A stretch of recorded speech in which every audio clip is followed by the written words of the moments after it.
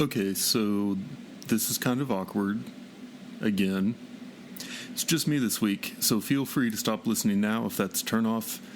Full disclosure, one reason Bryce and I have been able to make this show so consistently for so long is that we usually stay anywhere from 2 to 4 weeks ahead on our recordings, so we've always got a couple of episodes in the can, and that gives us some flexibility when life events come up. While I was in Germany, we burned through all of our Slack, and we haven't built it back up. And this week, Bryce had some life event stuff, so this disruption is technically my fault again for being lazy whilst traveling, but so it goes. Since we don't have a normal review episode for this week, I wanted to do some random updates. So I'm going to talk about some music stuff with a connection to horror. I'll talk about a pretty funny horror movie marketing stunt, and then I'll give a quick update on Don't Worry Darling, which premiered this past weekend, and then finish up by talking about the movie Barbarian, which Sarah and I saw last weekend. So if any of that sounds interesting, then stick around, and if not, then we'll be back next week, and hopefully a lot of weeks after that, with a normal episode. Here we go. One reason that Bryce and I had trouble scheduling a time to record this week is that I was actually out of town again for Furnace Fest in Birmingham, Alabama. And as we've talked about many times on the show, Bryce and I grew up in a small town in Oklahoma, and music was a really big part of us being teenagers and young adults there, and a big part of our friendship. We played in bands together, but we also went to a lot of shows, and that's kind of where our interests started. And so a lot of the bands that used to come through Oklahoma, which that really narrows down the field there, are either back together or, playing old albums from around that time or whatever for Furnace Fest. So it's a super nostalgic thing that I've really enjoyed the last 2 years. And one thing that happened this year that kind of made me think about this podcast was one of the bands is called Poison the Well, and I got to watch them play, and that was actually the first time I'd ever seen them live. They toured with a lot of the same bands that came through, and I always wanted to see them when I was younger, but this time I got to see them for real. In 2003, they had an album called You Came Before You, and their music is kind of metalcore, heavier stuff. They're from Florida, and on that album from 2003, they have song titles Ghost Chant, Zombies Are Good for Your Health, and Crystal Lake. So much like when we talked about the Ice Nine Kills album, Silver Scream 2, in our previous season, we sort of talked about like that crossover between heavy music and horror, and how there tend to be some, I guess, artistic similarities, and a lot of heavier albums and music take inspiration from horror. And I hadn't really thought specifically about Poison the Well being one of those bands, but they definitely are. So if that's the type of thing you're into, check them out. Up next, I came across a really funny story on Twitter, and this is from the Front Office Sports Twitter account. But apparently Paramount has been hiring people to stand behind home plate at baseball games and just smile creepily at the camera for extended periods of time as like PR for this upcoming movie they have called Smile. And I love this. For one, it's probably the most interesting thing that's happened during a baseball game in the past decade. Boom. But I also think it's just like super creative marketing. And the idea of just watching a baseball game and then seeing just this creepy person standing there awkwardly smiling at the camera from behind the batter, I think is just a really creative and interesting way to do it. And I love stuff like this that is sort of like outreach into the world of non-horror fans. So like you don't think about baseball being necessarily a thing with a big crossover market of horror movie fans. It's really more of just people, like you're reaching out to the average person who might go to a movie and doing something that will get their attention. As we've talked about a lot, I'm a huge fan of anything that gets more people watching horror movies or talking about horror movies or thinking about them. I think that the more people you have that are interested in horror movies, the more of them are going to get made, and the more interesting ones are going to get funded, and that's a good thing for all of us. So props to Paramount, because I think this is absolutely brilliant and wildly entertaining. And also shout out to Russell for sending me the link to that tweet.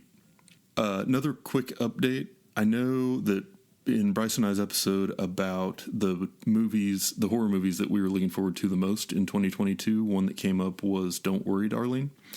And I haven't seen it yet, but it did premiere this past weekend. And in case you haven't heard the previous episodes or aren't aware, this is a movie that is directed by Olivia Wilde and has a pretty star-studded cast. And it had kind of a lot of hype, and then a bunch of stuff went down at the Venice Film Festival, and it sounds like everything about making this movie was just a complete disaster amongst all the people involved. And there was like a viral gif of one of the actors like maybe spitting on one of the other ones. Like, it was just a whole thing. And so since this is Sunday of the opening weekend, I wanted to check in and see how it was doing at the box office so far. I could see this being one where a lot of people would be curious about seeing it just because it's been talked about so much, but also maybe hesitant to see it because most of the talk has been super negative. So looking it up, it appears that it was made on a budget of around $35 million. And this weekend it's made $19 million in the U.S. and almost $11 million outside the U.S. So it's sitting right at about $30 million for opening weekend. And just for reference, the 2018 Halloween remake made something like $76 million its opening weekend. And then more recently, Nope made about $44 million. Since I just looked this up today, I was not able to find numbers on how much of those amounts were like U.S. versus non-U.S. But I think it's safe to say Don't Worry, Darling is coming in well behind both of those movies for opening weekend. I'm still going to see it, whatever. Finally, last weekend, Sarah and I went to see the movie Barbarian. Check out the trailer if you haven't seen it, but the basic opening premise is that a young woman goes to check into an Airbnb and finds that a young man played by Bill Skarsgård has already checked in. I'm not going to give away any more than that as far as specifics go, but I will say that I very much enjoyed this movie. I felt like it was maybe kind of like a weird mix of The Hills Have Eyes, Martyrs, and Room. It didn't go as hard as Martyrs on the gore front, but it was super creepy and had some pretty disturbing story elements. It was definitely a sold-out horror movie, though, and it wasn't trying to soften the edges, I guess you would say. It was very much meant to be creepy. It was meant to be suspenseful. It wanted you to be on the edge of your seat, and it did a great job of that. And one thing I really liked about it, though, was how it managed the tone and intensity. Something Bryce and I have talked a lot about over the course of this show is how hard it is to keep a movie intense for the full duration.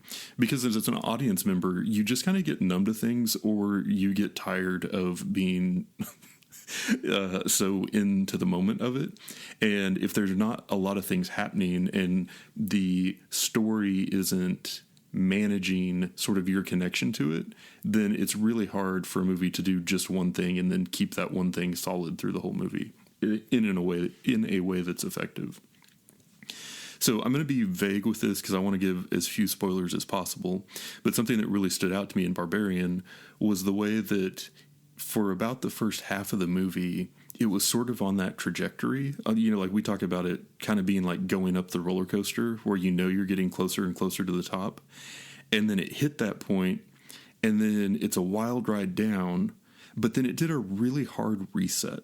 So something that you don't always see in a horror movie is that, or any movie really, is that you have sort of a linear progression of the story where you're focused on one or two kind of core characters and you're walking along with them, and then all of a sudden you're just somewhere else and the story picks up somewhere else and is doing a totally different thing. And in this case, it did that, but then it tied the new storyline back into the original one in a very, I thought, like organic feeling way. And I thought that was a really great way of doing it because it let the movie really play out sort of the suspense and tension that it had built up in the beginning storyline. But then it also allowed you to sort of take a break as a viewer and to kind of take a breath and then get pulled in all over again. And so the movie was not super long, but I never was like looking at my phone to see what time it was. It was one where I was in it the whole time. It kept my attention, and it was just an all-around good movie experience. And so if you were a horror fan, which I would assume, because why would you download this otherwise, then you should check this movie out. And I think it's one that's definitely worth seeing in the theater just because it's creepier that way. So anyway, that's all I got. Thanks for sticking around if you did. We will be back with a normal episode next week and the week after. And thank you all for bearing with us as we continue to get our stuff together.